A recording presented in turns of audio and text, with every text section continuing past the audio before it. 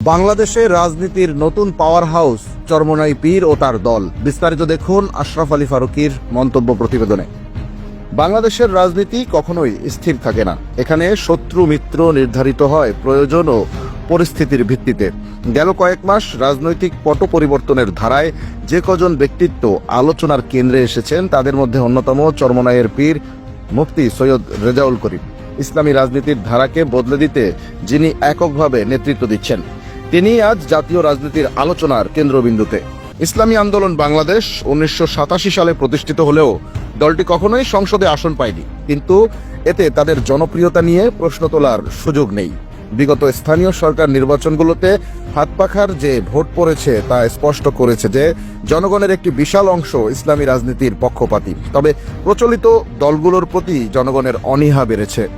ইসলামী আন্দোলন বাংলাদেশ বরাবরই নিজেদের একটি আদর্শিক রাজনৈতিক দল হিসেবে প্রতিষ্ঠিত করেছে। যেখানে অন্য রাজনৈতিক দলগুলো ক্ষমতার সমীকরণ মিলিয়ে চলতে চায়, সেখানে তারা বরাবরই বলে আসছে, আমাদের রাজনীতি ক্ষমতার জন্য নয়, বরং ইসলামের জন্য। এই অবস্থান থেকেই দলটি 2014, 2018 ও 2024 সালের জাতীয় নির্বাচনে আওয়ামী লীগের পক্ষ থেকে আসা লোভনীয় প্রস্তাব প্রত্যাখ্যান করেছিল। তাদের কাছে ক্ষমতার চেয়ে নীতি ও আদর্শ বেশি গুরুত্বপূর্ণ। গত কয়েক বছরে বাংলাদেশে ইসলামী রাজনীতির চিত্র অনেকটা বদলে গেছে। বিএনপি ও জামায়াত দীর্ঘদিনের মিত্র হলেও গেল বছরের 5 আগস্টের ঘটনার পর তাদের সম্পর্কে এক ধরনের দূরত্ব তৈরি হয়েছে। বিএনপির রাজনীতি এখন অনেকটাই জামায়াতকে এড়িয়ে চলছে এবং জামায়াতও নিজেদের এককভাবে সংগঠিত করার চেষ্টায় আছে। এই শূন্যতা পূরণে নতুন সম্ভাবনা তৈরি হয়েছে ইসলামী আন্দোলন বাংলাদেশের জন্য। গত কয়েকটি নির্বাচনে তাদের শক্তিশালী অবস্থান, রাজপথে সক্রিয়তা ও সাংগঠনিক শক্তি দেখিয়ে দিয়েছে তারা এখন আর শুধু একটি ছোট রাজনৈতিক দল নয়, বরং তারা দেশের অন্যতম জনপ্রিয় ইসলামিক রাজনৈতিক শক্তি হিসেবে আত্মপ্রকাশ করেছে। 5 আগস্টের পর যখন বাংলাদেশের রাজনীতি এক অস্থিরতার মধ্যে চলছিল, তখন ইসলামী আন্দোলন বাংলাদেশ রাজপথে থেকে সাহসী ভূমিকা পালন করে। বিভিন্ন রাজনৈতিক বিশ্লেষকরা এ ব্যাপারে একমত যে জুলাই বিপ্লবের সময় দলীয় ব্যানারে রাজপথে সক্রিয় থাকা দলগুলোর মধ্যে অন্যতম ছিল ইসলামী আন্দোলন বাংলাদেশ। এটাই প্রমাণ করে তারা শুধু নির্বাচনের সময় সক্রিয় হয় না, বরং ন্যায়ের পক্ষে সর্বদা অবস্থান নেয়। এই ধারাবাহিকতার ফলে দলটি এখন দেশের অন্যতম প্রভাবশালী ইসলামী দল হিসেবে নিজেদের জায়গা করে নিয়েছে। এই পরিবর্তনের ধারায় ইসলামী দলগুলোর মধ্যে ঐক্যের সম্ভাবনাও তৈরি হয়েছে। ইসলামী আন্দোলন বাংলাদেশ ইতোমধ্যে বাংলাদেশ খেলাফত মজলিস, জমিয়তে ওলামায়ে ইসলাম, গণ অধিকার পরিষদ, এবি পার্টি এবং ববি হাজ্জাজের এনডিএম এর সঙ্গে সংলাপ করেছে। ইসলামী দলগুলোর ঐক্যের এই উদ্যোগ নিঃসন্দেহে দেশের রাজনৈতিক সমীকরণকে নতুন মোড় দিতে পারে।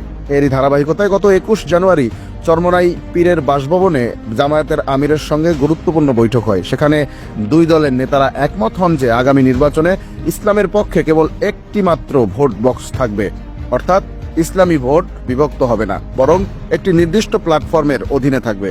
এটি যদি বাস্তবায়িত হয়, তাহলে আগামী নির্বাচনে ইসলামী রাজনৈতিক শক্তির জন্য এটি হবে এক যুগান্তকারী পরিবর্তন। ওদিকে বিএনপির দিক থেকেও কিছু পরিবর্তন লক্ষ্য করা যাচ্ছে।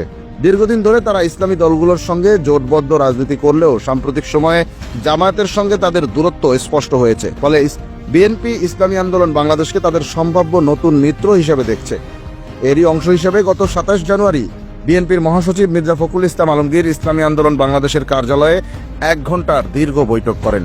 এটি ইঙ্গিত দেয় যে বিএনপি এখন ইসলামী ভোটের গুরুত্ব অনুধাবন করছে এবং নতুন সমঝোতার পথ খুঁজছে। বাংলাদেশের রাজনীতিতে ধর্মভিত্তিক দলগুলোর ভূমিকা কখনোই উপেক্ষা করার মতো ছিল না। তবে অতীতে তারা সাধারণত বড় দলগুলোর ছায়াতলে থাকত, কিন্তু সাম্প্রতিক রাজনৈতিক পট পরিবর্তনে চরমোনাইয়ের পীর নিজেকে শুধু একটি ইসলামিক দলের নেতা হিসেবে নয়, বরং ইসলামী রাজনীতির কেন্দ্রীয় ব্যক্তিত্ব হিসেবে প্রতিষ্ঠা করেছেন।